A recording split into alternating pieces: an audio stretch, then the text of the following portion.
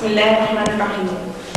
نجوم الليل زينت السماء فزاد الكون مسرورا وضاء.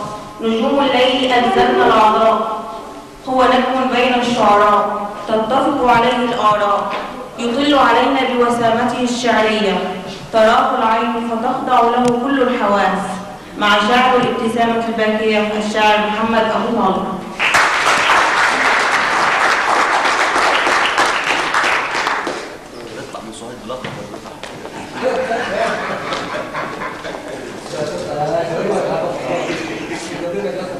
السلام عليكم. النهارده ان شاء الله هقول لكم قصيده اسمها المعنى.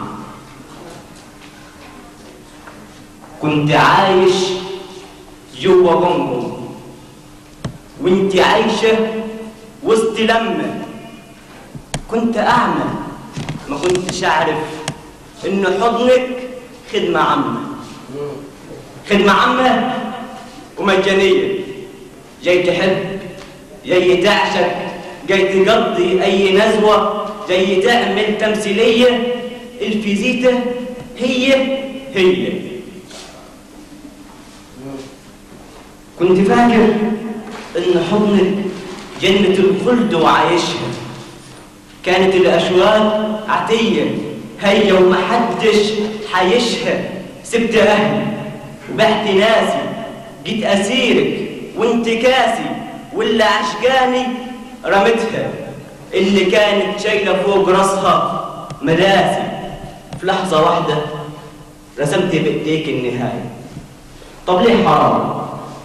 وازاي حرام وانا كنت عايش جوه حضنك بالحرام؟ خلص الكلام، انا اللي استاهل. سبت اللي تستاهل وجريت على الاوهام، ببكي على بواقي الحب اللي بيعاني، واصرخ بصوت مفحوح يا حلم انا المذبوح. سلمت قلبي وروح لوحده بيعاني، ولبست ثوب الندم علشان وفيت ليكي. ضحيت بقلب انظلم ورغم قلبك صنم برضه بموت فيكي.